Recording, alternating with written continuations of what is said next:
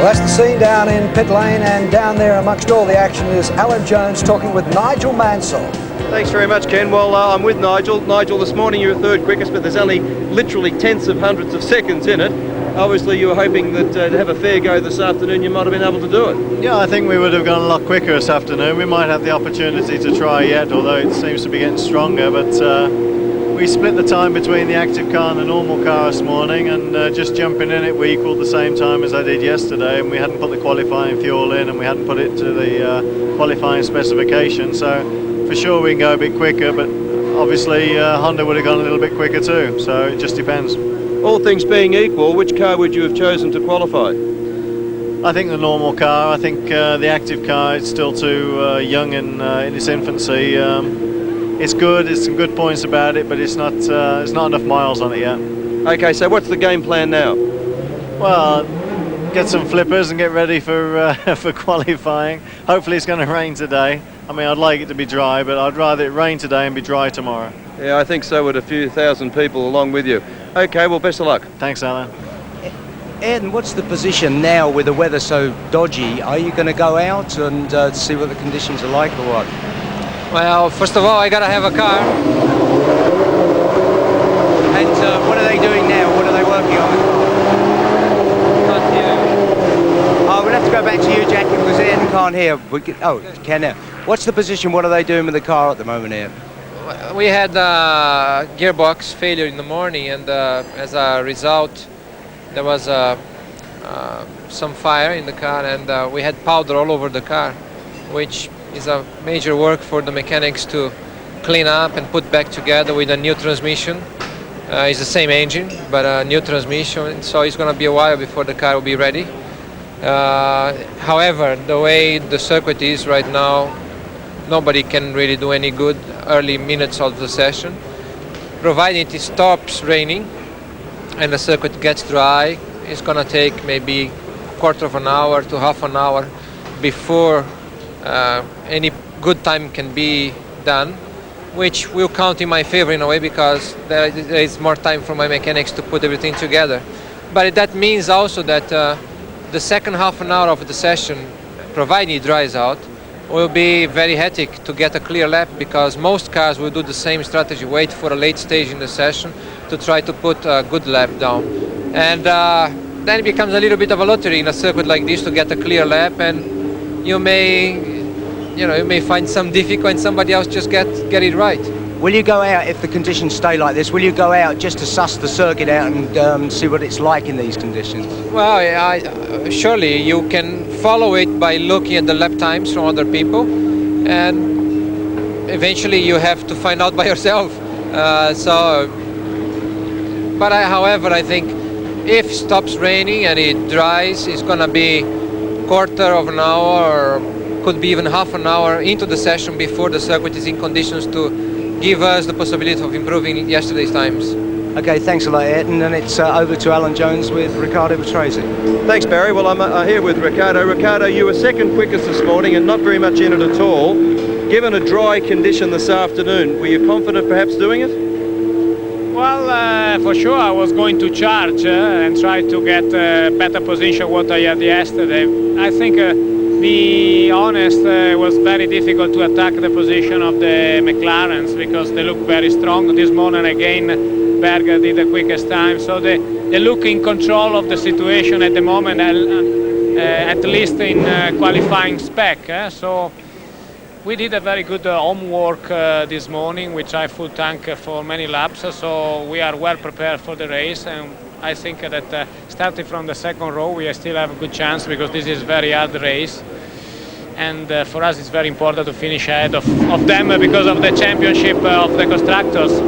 So irrespective, even if it's a wet session this afternoon, you've really got some good data for tomorrow? Definitely yes. I think this morning, more than everybody else, myself and Nigel, we pick up information for tomorrow's race. Okay, so what's the game plan for you this afternoon? Pardon me? What are you planning this afternoon? You're going to wait and obviously wait until it dries? Yeah, well, for sure, in the position where I am, I need a perfect condition to improve my lap time, so I need a for dry situation that it doesn't look like, unfortunately. Okay, if it does rain, are you going to go out and have a try? Well, no, I don't think so, because everybody says that the weather should improve tomorrow, so I don't think we are going out at least today. Maybe if it's wet, we try tomorrow morning the warm-up. Barry Sheene's a busy little beaver down there in the pits. He's got Mark Schumacher. Yeah, Michael, if the conditions stay like this, will you bother to go out? No, as it is in the moment, it makes no sense to go out, because it is not wet, it is not dry, and we stay in and have to wait what is really going on. I mean, I still fifth, and we have to see. Yeah, I was going to say you're on the third row of the grid, but you've never driven on this circuit before, and let alone in the rain, so will you just maybe go out and do a few laps just to suss it out? Yeah, if it is really raining, then I will go out and have a look for the circuit, but in the moment it is not wet enough for rain tires, and it's too wet for dry tires, and that's a problem. We can't do anything. All right, okay, thank you very much, Michael, and back to you, Ken. Thank you, Barry. Well, there's one car that's gone out. It is the Michele Alboreto has gone out for a bit of wet weather practice. I guess it's the right sort of car, because it does look like a canoe with 4 wheels. It does. It has a certain look to it. Now look at the amount of slip he's getting here. He's obviously doing with great care application of throttle. Keep in mind you're talking about an excess of 600 horsepower there on tyres that are probably a little bit cold. I'm trying to see whether he's got slick tyres on or treaded. They look slick at the present time. There's not enough water down there to create any spray, as you'll notice, so probably wearing slick tyres. Jackie we can only anticipate what's going on down there as far as has the qualifying session been put back because it was due to go 10 minutes ago. Has it been delayed, or is the clock still winding down? Well, as I saw it, with the sign that was shown by the officials, wet practice would suggest that it is not qualifying. So if our pit crew could down and ask the officials that very question, we would then be able to answer our viewers more specifically. There we are, a bit of slide on there, and watch how he stays away from the white lines. White paint is absolutely like glass, like ice, so you never want to be on the painted area, whether it's a curb or whether it's just a white line. Stay away from them, because the moment you do that and you put the power on, the car can snap away from you far too quickly. Now he's done one lap and he's now coming immediately into the pits. But you saw the variation in the track as he went around. You saw parts of it absolutely dry. As we said, this track covers a very, very big area, and that's the bit of a dilemma for all the drivers and the teams. Well, Murray Walker joins us right now. You've got a comment on this current dilemma that we face, Murray.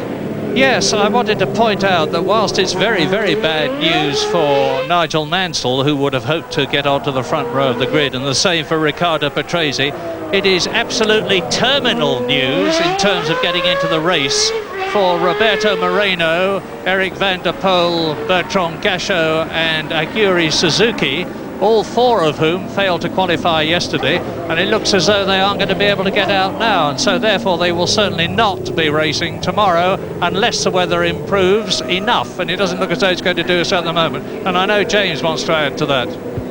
Well, I just want to contradict you actually, Murray, with the greatest respect, because it has actually stopped raining. We've got a very warm and quite stiff breeze, and the circuit will dry pretty quickly if the rain holds off. Now, it's not, as I say, there's no rain actually falling now. It's the track right on the pit straight is virtually dry, but of course under the trees and in the wooded areas around the track it'll take longer. And we saw just then from Bootson's lap that it was still pretty slippery, but this warm wind will dry it, and without any doubt at all, if we get no more rain, we're going to have a very busy last half hour of qualifying pretty soon. Now, for the time being, anybody who goes out is going to go on their wet weather tyres, because remember, this session has been declared a wet practice session, which means as well as your 2 sets of qualifiers, you can use wet weather tyres and they don't count against you. So even if the track's completely dry, somebody who wants to check it and make sure it's dry all the way around will go out on the wrong tyres, i.e. the wets, in order to save their qualifiers for when they're absolutely ready to go. Riccardo Patrese on wet weather tyres. Now let's join Murray Walker and James Hunt.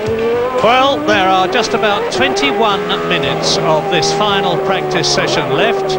As you know, it has been declared a wet practice. That means to say that there won't be any additional practice for wetness tomorrow. But Riccardo Patrese, that we're riding with now, using wet tyres, that is to say the wet pattern tyres on his car, is the only driver actually to have gone round a full lap and not come into the pits at the end of it. He's done 2 laps now, and his time, of course, by virtue of the fact that he's been literally touring round, is very slow indeed. But I was watching from his race camera, and there are lots of damp patches around the circuit. You can see that's the new asymmetric pattern Goodyear wet tyre that he has got on the car. It's been specially designed with computer input to improve on the previous wet weather pattern, and Goodyear haven't really had a race opportunity to try it, and now it is just damp. And Nigel Mansell is getting ready to go out, because the McLaren team can afford to be absolutely relaxed on account of the fact that they are on the front row of the grid with Ayrton Senna and Gerhard Berger. And getting up to the first corner, the SEs here at Adelaide are just as important as anywhere else, with the notable exception of Japan and Monaco.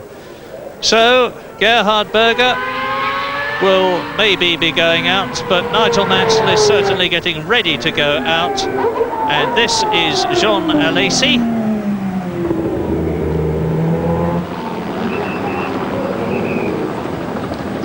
Well, we haven't had a look for a couple of minutes right round the circuit, but certainly in the open areas where the wind's been able to get at the track, it's completely dry. We know that under the trees and where there's buildings around, and then it's damp still, but I would think that it will dry very suddenly. We must be very, very close to a dry track on which they can do their dry times. That's a lazy, just being pushed back to his garage. There's Mansell getting strapped in.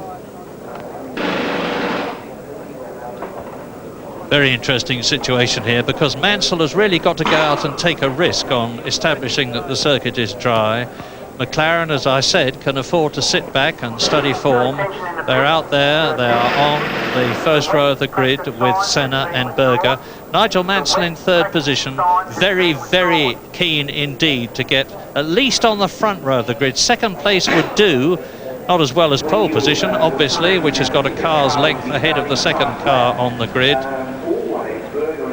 But soon I think we will be seeing Nigel Mansell come out. That is the grid position according to yesterday's times. You can see how close it was. And incidentally, you may have heard Nigel Mansell earlier in this session saying that he went out in the reactive car with the hydraulic computerized suspension this morning and did the same time as he did in qualifying yesterday. The session has now been declared dry. Well, it's dry around most of the circuit, and because of the retained heat in the tarmac and the fact that there is only a light covering of moisture over parts of the track, hopefully it will be totally dry soon. We've got about 17 minutes, and it could be that the last 10 minutes are going to be very exciting indeed. Well, we could be in for the most exciting 15 minutes of qualifying that we have ever seen, because Nigel Mansell, that you can see there with sparks flying off the bottom of his car, is on slick tyres. He has decided to take a chance. He's the first driver to go out on slicks in these conditions. It's still a bit damp in part of the circuit, but he's on the 2nd row of the circuit, and my goodness, he wants to be on the front.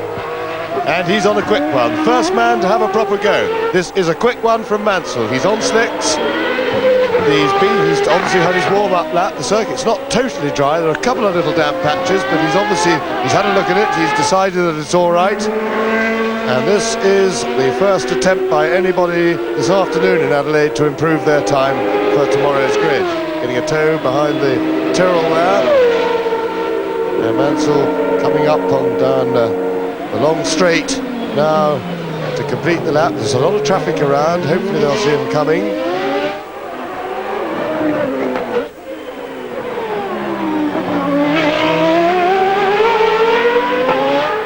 Mansell just finishing the lap down to the last corner. Wants to be under 1 minute 15. Yesterday time 1:14.8, and he's well away at this stage. Now that could be expensive for Mansell because he'll be left with only one set of qualifying tyres now, and that was a gamble to go early then that looks, with the simple benefit of hindsight, to have been rather a potentially expensive one, because he's now just got the one shot at getting the car on the front row. Here's Gerhard Berger, who is second on the grid, and Mansell's time was 1 minute 18.043. That's nearly 4 seconds off the pace, but Gerhard Berger has just gone round, and there you see in the wall the Tyrrell, and it's Stefano Modena, the Italian. Well, he either chose the wrong tyre or the wrong place, but it's indicative of the fact that the grip at the circuit is still not as good as they would like it to be for a really quick lap, and there was someone else hitting a piece of debris there, part of Modena's Tyrrell still on the circuit.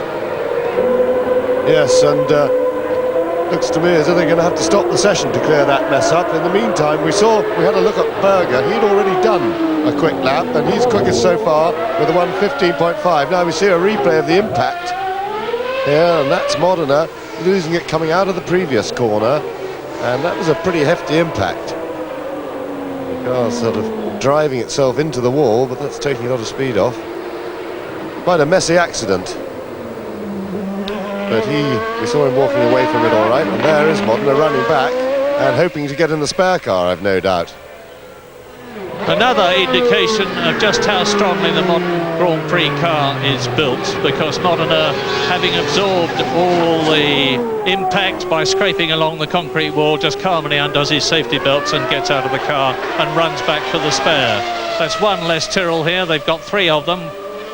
One for Modena, one for Nakajima, and a spare. And now they're flying around the circuit, and of course the fact that there are a lot of cars out on the circuit is going to help, because the rubber itself is going to clear dampness off the circuit. And Alesi not at all pleased there with the Dallara in front of him of JJ Leto, who balked him, and he sprints past. And the fastest time that we've had in this session so far, as Ayrton Senna goes out, is Gerhard Berger's 1 minute 15.563. Senna on the circuit. Yes, in fact, that was Morbidelli that Alesi was having a go at Murray, then his own teammate, and that was not very good. Now, just leave the brakes on. No, I was just going to say the same thing. Comas gets out of his car. He hasn't got a handbrake, of course, and he didn't leave it in gear. So here is Gianni Morbidelli, the young Italian test driver for Ferrari, who has got his chance to drive for Maranello in tomorrow's Australian Grand Prix.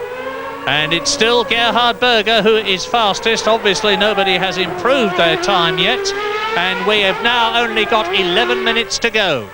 Well, we have some improvement down at the back of the grid. Eric Comas had improved before he stopped his car and went to get the spare. He's down to a 19.2, and Agura Suzuki has posted a time, still not quick enough to get him in the race. He's now moved up to 27. Well, that is the Ferrari of Jean Alesi coming in, but he is very cross indeed with his teammate Morbidelli. He was on a quick lap then, and it would appear that Morbidelli balked him, or certainly that's what Alesi thought. You could see the blisters on Alesi's tyres then, as they were just putting the car away.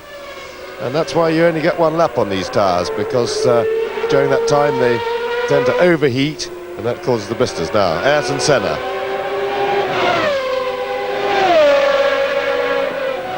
And the track is now dry enough for people to improve their times, but Senna doesn't want to do it this lap. He's slowed it right down.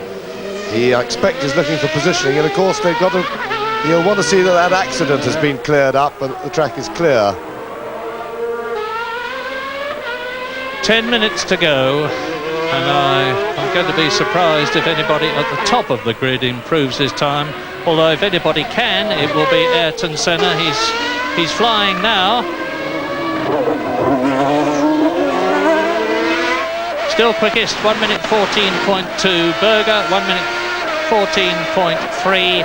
Senna into the S's and is balked by the Leighton House car, and that he could just as well abort that lap now. In fact, he has aborted the lap, because even that brief lift of the accelerator has destroyed any possibility that Ayrton would have put in a really quick time. Yes, and that was very poor driving by the Nathan House. I didn't see which one it was, but Senna, the only good news for Senna is that happened at the beginning of the lap, so he didn't do a lot of damage to his tyres. So you can see there that the 4 men who are trying desperately to get into this race, and they have only got about 9 minutes now left to do so, are Roberto Moreno, Aguri Suzuki, the man who crashed so heavily in the Lola yesterday, Eric van der Poel, the Belgian, driving for the Lamborghini team, and Bertrand Gachot, who's driving in the Lola in place of Eric Bernard, who broke his arm in practice for the Japanese Grand Prix of the previous race. And behind Ayrton Senna is Pierluigi Martini in the Ferrari-powered Minardi. There he is, and he is 14th on the grid. I'm looking down the times, and there's still obviously no sign of an improvement, and it's still Gerhard Berger who is quickest. 8 minutes to go. Well, we often get in the last 5 minutes changes at the top of the grid, and Ayrton Senna in particular is a master. He has just gone round in 1 minute 40.9. But he will now be building up for a quick lap. There is Martini, and Martini is trying to improve on 1 minute 17.6 as Mika Häkkinen skips over the curve in the Lotus. And you can see Modena's car being winched away there. And Senna has finally got onto a quick one. He's been positioning for this for some 3 or 4 laps. But this now is a clear run. Let's look ahead. Yes, he's got a clear track ahead of him. Somebody just disappearing in the distance. So out onto the main straight. The only rest you get on the circuit of Adelaide, and not a very long one, because he's now very busy again down through the gearbox. Second gear. A little bit messy there. That wasn't quite as clean as he would have liked. Now just hanging on, hoping the qualifiers stay gripping. The last corner, number 114.2 is what he's got to beat. It's up there on the caption. This is close. That is the quickest of today's session so far, but not quick enough to improve Ayrton Senna's time. Now he's got to get back to the pits quickly and get another set on, because we have just 6 and a bit minutes to go. And it's going to be very interesting to watch the Williams pit now, because they will know that with Senna being just 7/10 of a second, and there it is, that's the confirmation. They know now that with Senna being within 7/10 of a second of his pole position time now, yesterday, the track is ripe for an attack by Nigel Mansell. It's going to be a last-minute attack. There's just over 5 minutes to go now as Van der Poel, the Belgian in the Lamborghini, waits to trickle out. Their tyres have to be checked. On the side of each tyre there is painted the car's number. Nigel says, "Why aren't you letting me out?" Well, they have let him out now.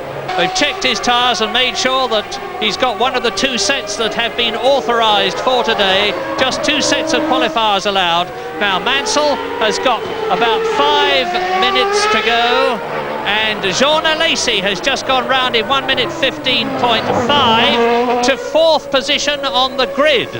So now the grid, which yesterday read Senna, Berger, Mansell, Patrese, reads Senna, Berger, Mansell, Alesi, Patrese. So we've got an improvement in time for Alesi, which has moved him up the grid. This last 5 minutes is going to be terrific. And here's the man that could make it really terrific, Mansell. He's on his build-up lap at the moment, and when he crosses the line, he will have about 4 minutes before the end of practice to do the one lap that he's got to do in less than 1 minute 14.2 in order to get pole position away from Ayrton Senna. Meantime, they're pouring out onto the track, as Alboreto goes through. Out goes Andrea de Cesaris, out goes Michael Schumacher, out goes Martin Brundle. Riccardo Patrese is coming onto the track, and Mansell, he's just missed being balked. And really, Mansell is really going now. I remind you that Senna's time fastest was 1 minute 14.9, and Mansell's time as he crosses the line and completes the lap was 1 minute, well, it was over the time that he needed, so he's having another go. Yeah, Mansell's now on his quick one. That was his build-up lap. But there's a lot of traffic about. This is going to be... He'll do well to get a clear run. He just made it there without having to lift. Cars all over the circuit, nearly the whole field out on the track right now.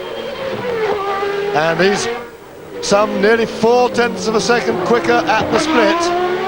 But I think that's on today's splits. But remember, Senna did a 14.9 already, and Mansell is really trying. This is a tremendous charge, very aggressive lap, running over the curbs. And this is what we need at this, a real desperate throw at it. Locked the right front there, just momentarily. No, just a nice smooth finish to the lap. It's looking good, it's looking good. Last corner. There's the time on the left, the pole position time to beat, but this isn't going to be quite quick enough. No, and Mansell lost a lot on the second half of the lap there. Well, hard luck for Nigel Mansell. The hard luck was that he was balked because he had to come offline several times, and now we are almost at the end of the session because 57.5 minutes have been completed. 2.5 minutes to go. Senna is still in pole position.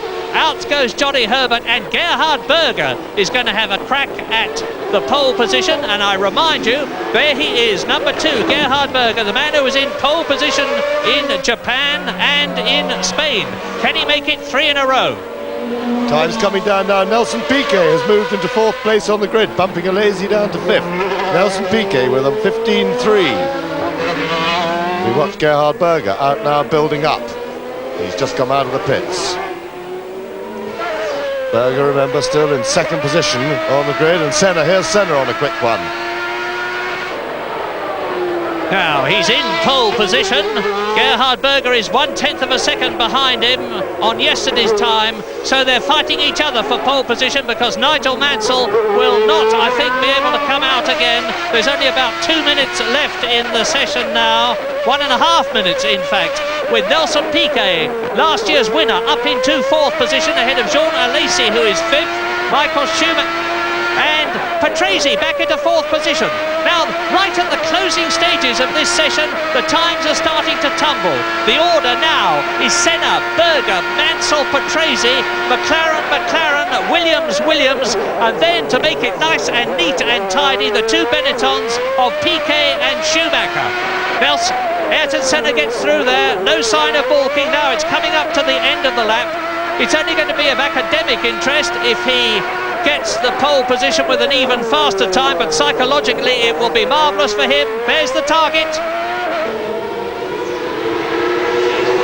And he's done it! That is a sensational lap, and that is Ayrton Senna's 60th pole position in his amazing career. Gerhard Berger still has a shot at it, Murray. He'll be certainly giving it a go. Berger has got the bit between his teeth, and there he is. He's been in good form these last few races. But that is some target. It'll be a major achievement if he can get a quicker time.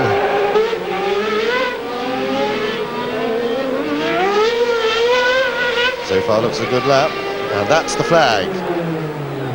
60 minutes of this final session is up. Seemed to stutter a bit there, Berger's car.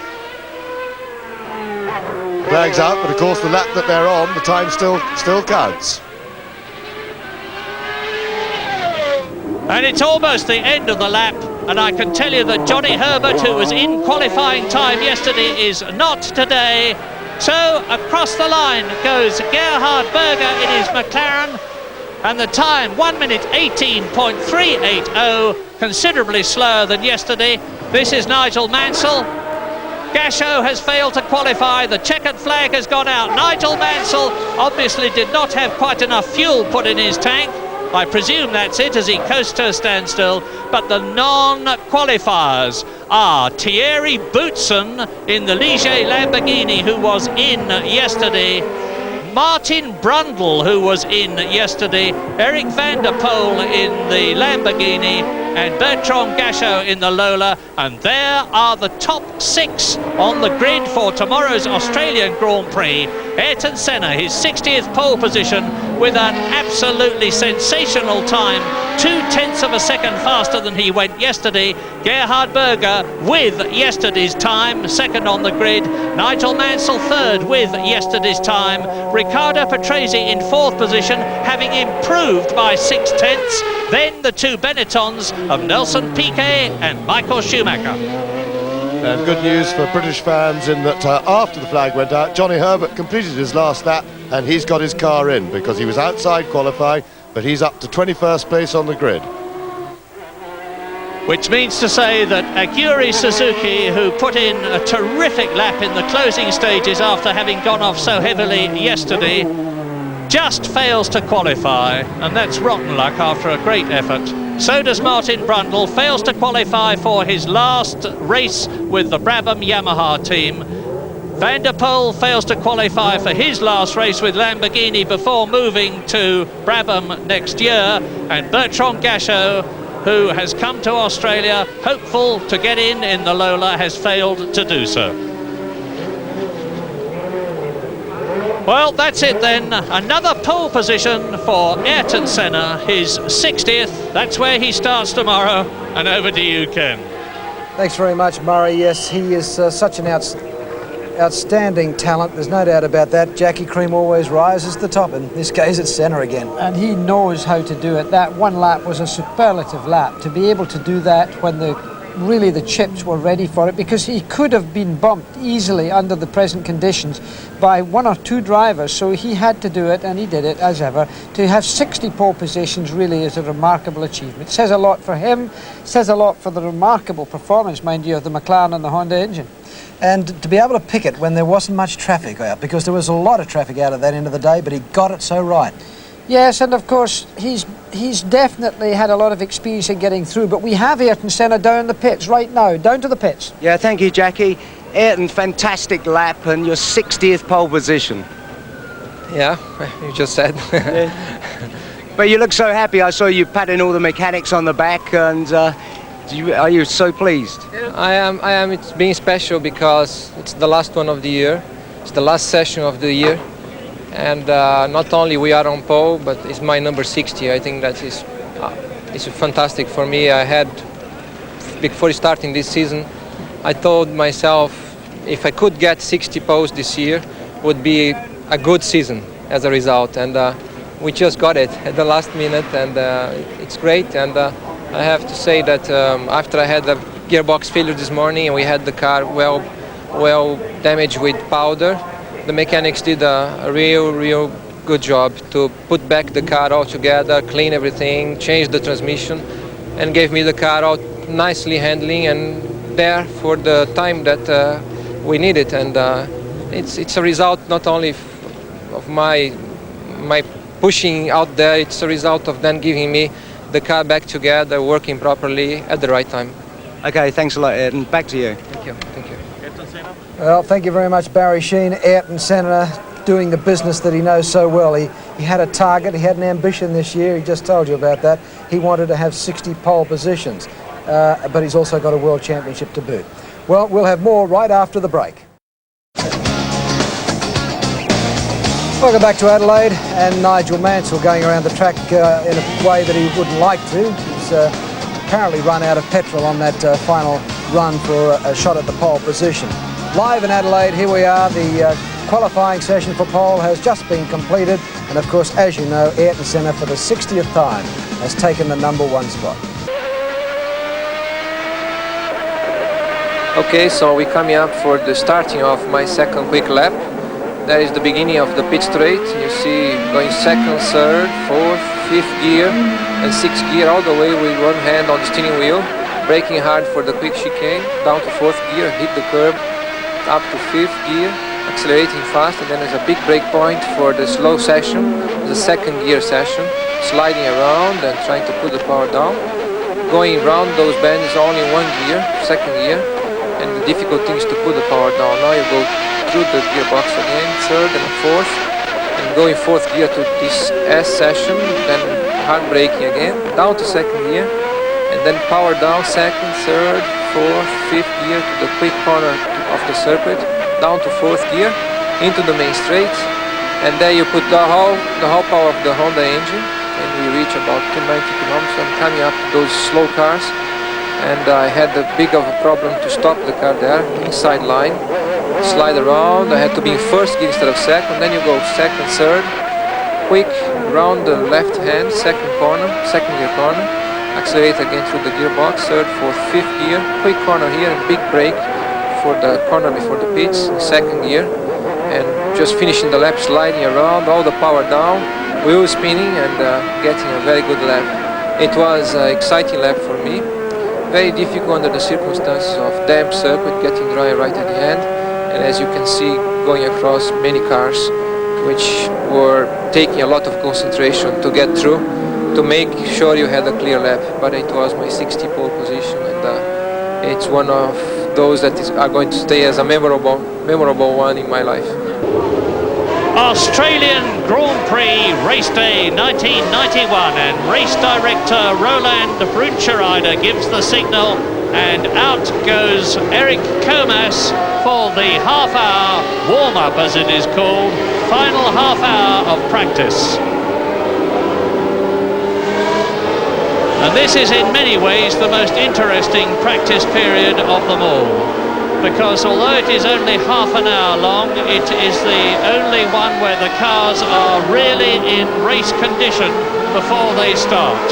Now as they go out, they will have full tanks, they will be on race tyres, and we all hope that the conditions are the same as they will be for the race, maybe even a bit better when the start comes.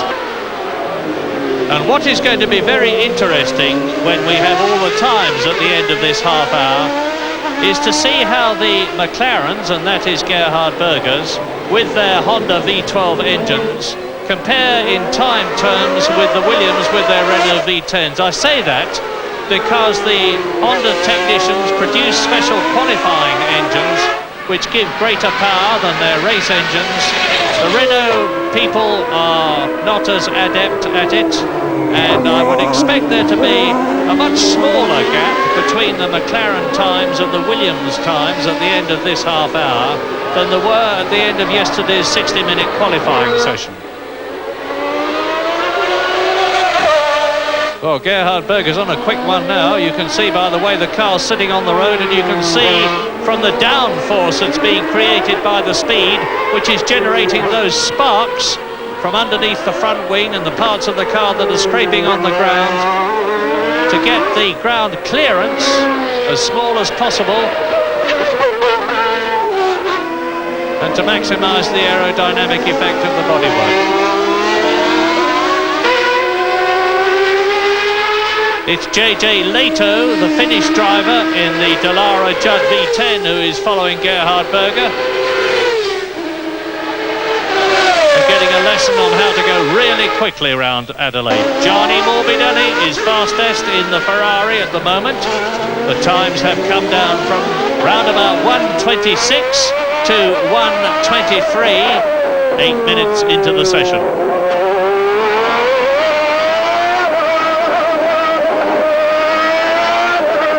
That's Johnny Herbert's Lotus parked, and he's getting away from it, so that's a problem for the Lotus team. Particularly busy morning this morning because of the rain overnight. We've got a track washed clean, and this makes for different tyre conditions, so there will be a lot of work. And there's the replay of Herbert sliding off. He's losing the back end of his car. He'll be hoping to get that back undamaged to get to work on it. But this is, as I say, different tyre conditions. The track's been washed clean, And so the tyre technicians will be checking temperatures and everything very carefully to make sure that they're going to be able to go the distance and that their wear and temperatures are going to be all right for today. The good news for them, of course, is with the cloud cover that the ambient temperatures are neither particularly high now, nor do they look like being very high later. We're 10 minutes into the session now. 20 minutes left. 1 minute 20.967 is the fastest time, and Nelson Piquet, last year's winner, is the man who made it. This is Jean Alesi in the Ferrari.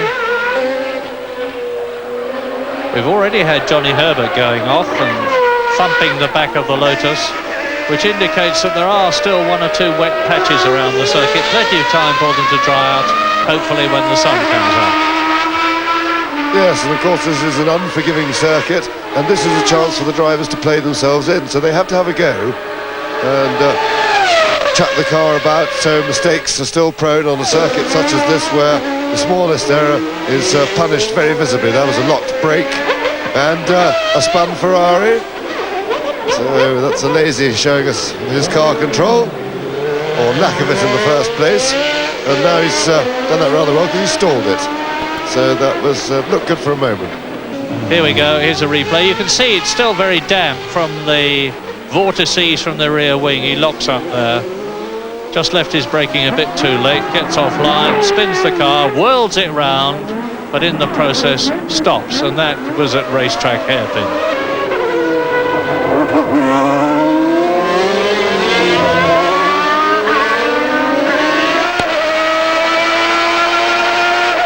Over the line with pole position holder Ayrton Senna into and out of the S's.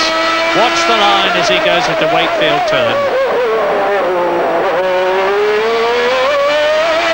And watch his right hand, because by doing so you will see what an advantage the Williams drivers with their semi-automatic gearboxes have got.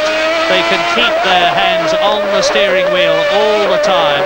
And here at Adelaide, it's very hard work. This race is going to last, getting on for 2 hours for the many, many laps that they have to cover. And you multiply the number of laps by the number of gear changes, and it's very hard work for the driver. Less hard work if you're in a semi-automatic gearbox car, provided the semi-automatic gearbox keeps working properly, which has been the Achilles heel of the Williams Renault this year. Gerhard Berger is now fastest, the teammate of the man we're riding with, Ayrton Senna, and the time has come down for the fastest man to 1 minute 19.1, which is 5 seconds slower than Ayrton Senna's pole position time yesterday. Now here's Piquet, and Piquet looks to me as though he's going for a quick one now. There's somebody in front of him who he will catch coming out of the right-hander at Brewery Bend, and hopefully get past on the Jack Brabham straight before he goes into racetrack hairpin. Now this is very interesting indeed. As I look at my times monitor, I see that not only is Maurizio Gugelmin 5th in the Leighton House car, but Karl Wendlinger, the German, the Austrian, who qualified 26th, is 8th fastest. And this is only his 2nd Grand Prix appearance. Maurizio Gugelmin, the Brazilian, 5th fastest at the present moment. Alessandro Zanardi is moving up the listings. He's 8th fastest in the Jordan.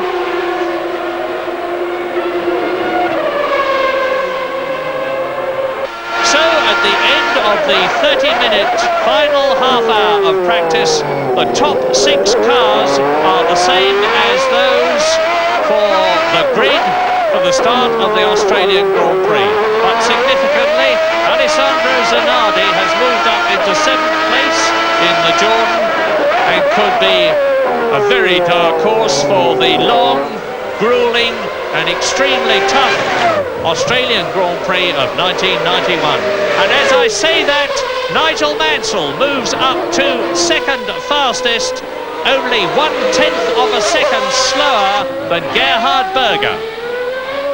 Ricardo Patrese makes it 2 Williams in the top 4, and 5th and 6th, the 2 Benettons of Michael Schumacher and Nelson Piquet. The stage is set for a superb Australian Grand Prix.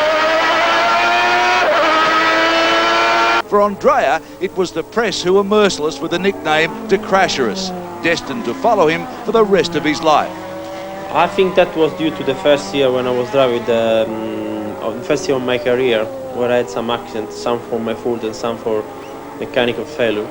Since then they give me this nickname, but it's not been true at all. And if you speak with all the teams where I've been afterward, including the Jordan, they never had a problem with me with the accent, so it doesn't bother me more than a lot. You don't think about it too often?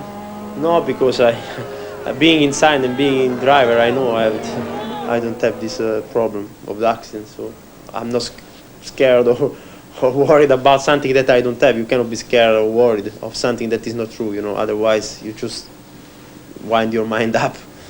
And it's that cool-headed approach to life in the fast lane that has allowed Andrea to fit in so well into Formula One's newest team. Whether it's mingling at a team barbecue, taking on the drivers of tomorrow on the video racetracks, or strapped behind the wheel of his Jordan on the real thing. Jordan has made an enormous impact in its debut season, and according to team owner Eddie Jordan, much of the credit has to go to Andrea. I felt that it was important for the team to have an element of experience, and here was Andrea, who had 10 years experience, probably not the most sought after driver, possibly through either lack of information or education on his behalf, that he wasn't putting his case across to the teams. But I think it was an advantage that I knew him, and I think he gained in confidence. He found the car was quite easy to drive, and perfectly honest, he has got us a lot of points and got us basically up to 5th in the championship, which to him is a great credit. After 164 Grand Prix starts, it takes an awful lot to scare this Grand Prix veteran. But he does admit there are times he would rather not be there. Nobody likes to drive in the rain, I think, especially when you are in a race, because when you are in the start you don't see much. And it's not a question to be scared, it's just a question to be there and to finish the race, because in our mind, when we start the race, we all know that we want to finish the race. This is, you know, you have to be at the end of the race.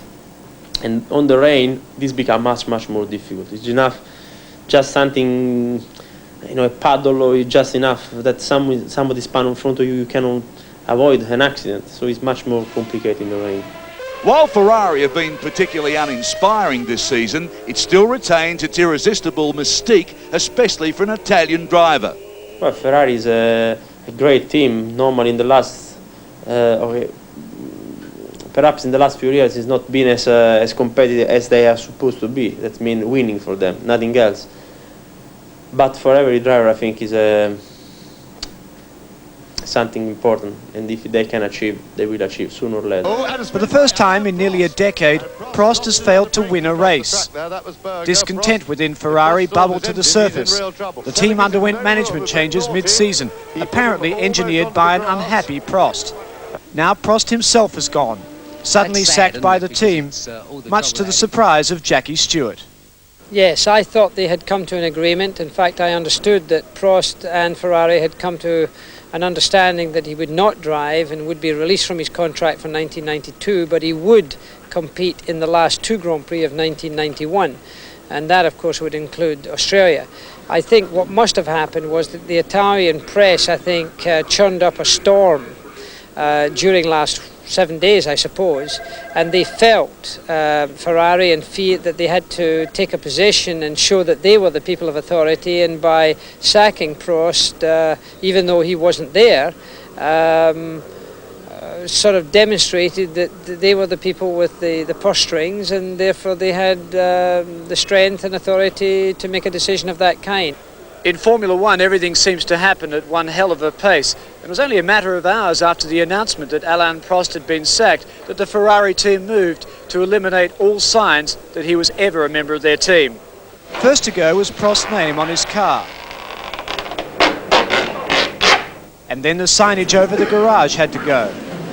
Within just 10 minutes, Ferrari had made it clear the change was set in concrete. Increasingly, Prost has looked like a man not enjoying his sport. In 1989, in a waterlogged Adelaide Grand Prix, he refused to race. Then last year he was surrounded by the controversy over the racing incident with Senna in Japan.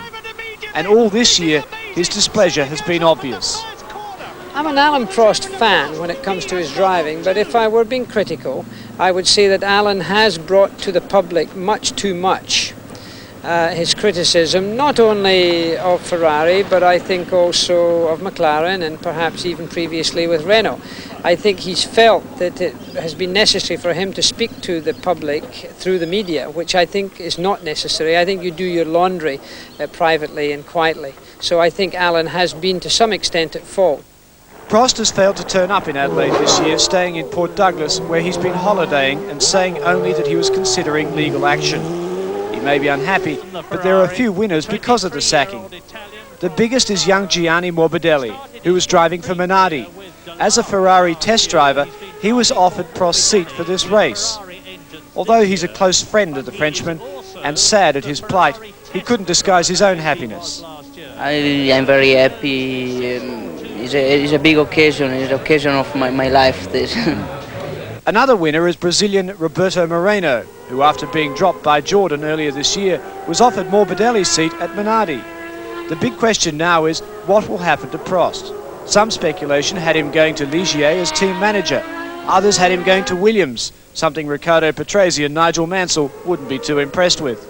I don't know who starts all these things off, but I spoke with Frank Williams this morning and there's no truth in it at all, basically.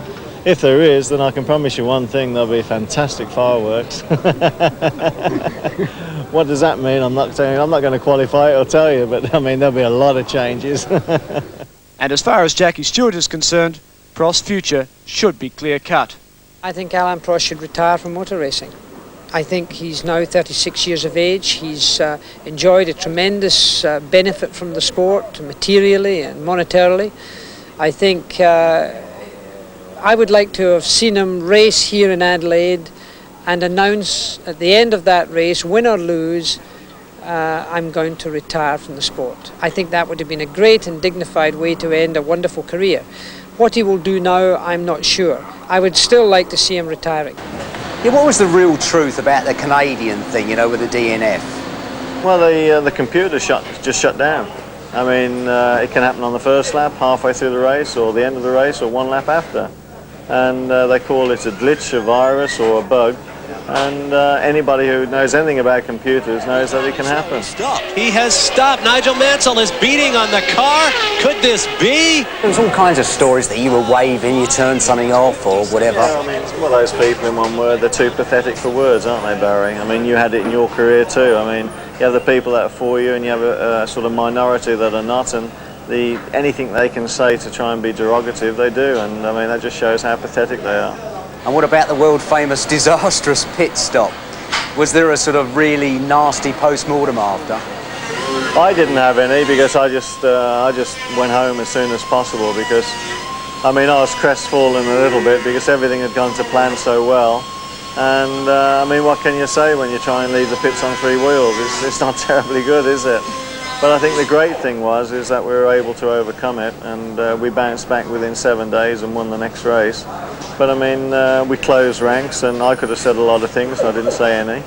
And I'm pleased with that, and I'm pleased that we are a good team. And what about your relationship with Senna? How's that going?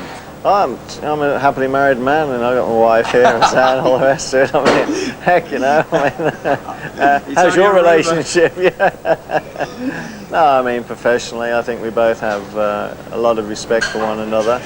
I think that he was trying to flex his muscles sort of through the media towards the Japanese race, because obviously losing Spain and losing the race before Estoril obviously kept the championship alive. And I don't think there's any problem at all. I mean, I think he's a very, very good driver, great driver, and you know, congratulations to him for his third World Championship. I think he's being greedy now. He could have let me have this one. But I mean, no, I don't think there's any problem at all. Would you say that you're the unluckiest bloke in Formula One? Some people have their luck on the track and very unlucky off the track. I'd say off the track I've been hellaciously fortunate in as much as I'm very established financially. We have some great homes, have some fabulous children. I mean, all the children are safe and well, touch wood. I've been with my wife now 22 years. We've never been happier, and I don't have the distractions that other people have, and so I think that's quite lucky, because if you look at all the other drivers and maybe all the world champions, and maybe that's something that's different between them and me, I'm not sure. But I'd much rather have my luck in my private life than in my professional life. And how about the old shark fishing then? It's the first time ever. I can honestly say I've never done it before. I don't know whether I'll ever do it again. But a momentous experience, and you know, great thrill. You copped a bit of shrapnel for not tagging it. Well, I mean, what I would say to you is that it wasn't a great white. Apparently the type of shark that I caught you can catch off the pier of the beach 10 a penny, and this is what I'm told, and I mean, it was a bronze whaler. I don't know the shark family as such, but if it had been anything other than perhaps one of those, it might have been tagged, but I was under the direction of the experienced people, which are the chief shark fishermen of the area, and I might say now that they're fantastic, very professional, and we didn't do anything wrong, and I don't see why anyone should get upset about it. Yeah, you're moving from the Isle of Man, quite wisely so in my opinion, to Florida. Why is that? Having sustained a couple of broken backs, broken wrists, broken feet, and various other things, and a broken neck too, I've got many bones like you in my body that cry out in the winter time for a little bit of warmth and comfort. And for me to sort of extend my Formula One career, we had to look seriously at trying to do something like that, and of course we came to this crossroads. I was thinking that you might have chosen Australia, actually. Well, you're here, so I mean, I think, I mean, with this guy here, I mean, Australia's not big enough for two of us. Fight, good competition with the Williams, Renault drivers, and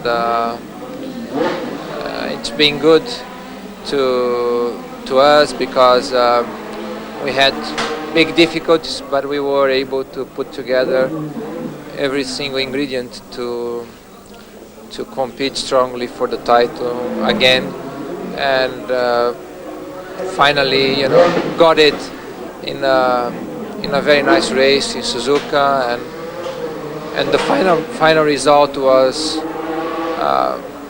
a good championship, a good sportive championship. What about halfway through the season, when the Williams was obviously a better package? People were saying that Senna's really looks like he's under pressure now. Were you? Oh, sure. I was under pressure before starting the season. And we had a new engine with a new car, new aerodynamics, everything. And yet we won the first 4 races. After then, it was inevitable. Williams, you know, was stronger than us. And when they resolved their problems with reliability, it was really difficult to cope with them.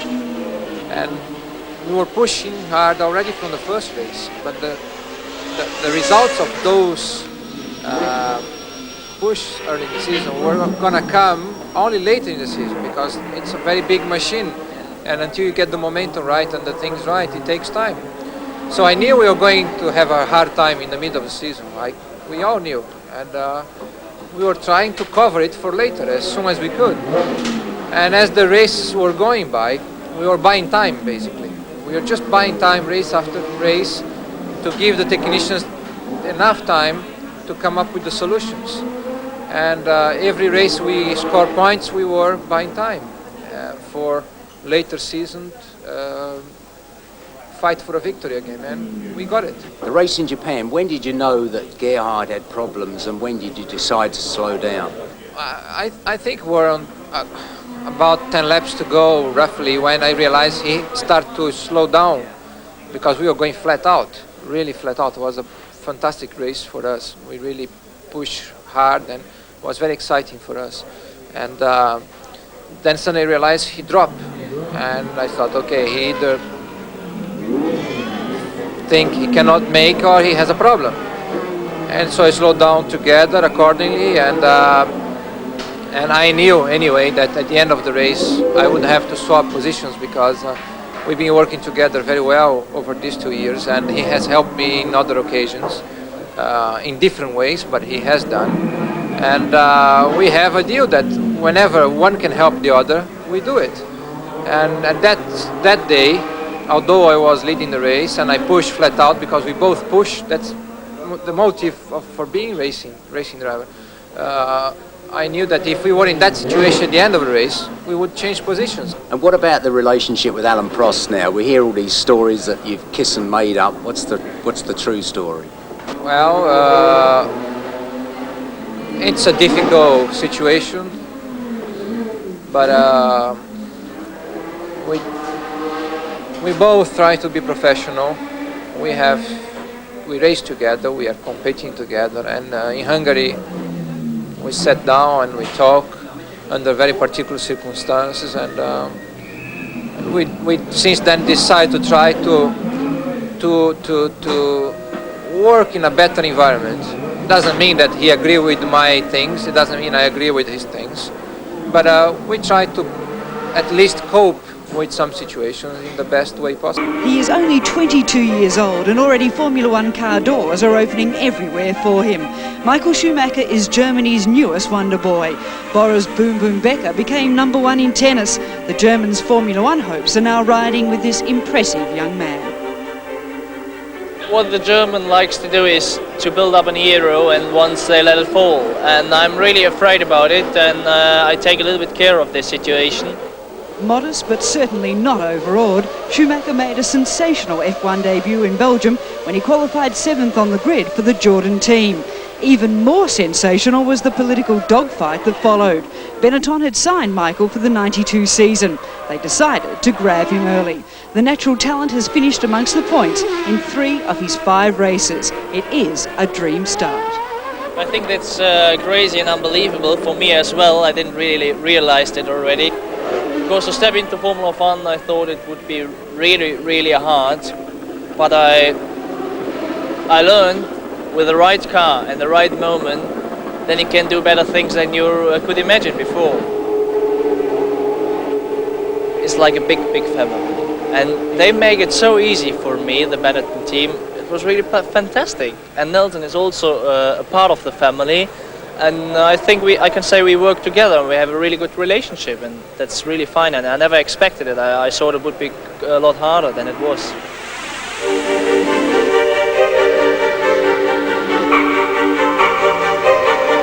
Schumacher's schooling has been impeccable. He was plucked from the highly successful Mercedes-Benz sports car team. The hot rumour now is that the German corporate giant will plunge back into Formula One. 1993 is the word around the tracks. Good question. I have a comment for this. It is not decided yet, which everybody knows. I'm waiting also for the decision. On my side, I would be really pleased if they step into Formula One, because I had a fantastic time with Mercedes, and I would like to continue with this. And the other thing is, if they don't step into Formula One, I stay with one of the best teams in Formula One, with Benetton. I think nothing could be better for me. The speculation is also helped by the arrival of an Austrian youngster on the scene. Also 22, Carl Wendlinger is another product of the junior Mercedes-Benz team.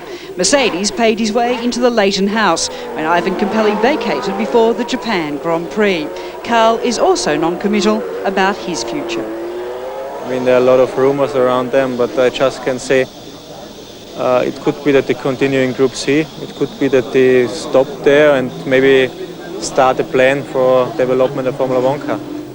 Other teams say the Mercedes rumour is just that. Personally, I doubt it. At the end of the day, I doubt it. It's a bit of a dream story now, and I think it would be good for motor racing. Certainly, I'd like if they could come. I'm not sure if they'd want to come in and take on Honda, because I'm not sure if they'd win. I don't think they would. Meantime, both members of the new guard are adjusting to Formula One pace. You go faster in the corner, the corner speed is faster, you brake later. Everything is just one step higher than Group C in Formula 3000. And while Schumacher's idol may be Ayrton Senna, he is very much his own man. I don't know if I have had the same success. What I don't like is to compare with somebody else. I'm not Ayrton Senna, I'm just Michael Schumacher and nobody else.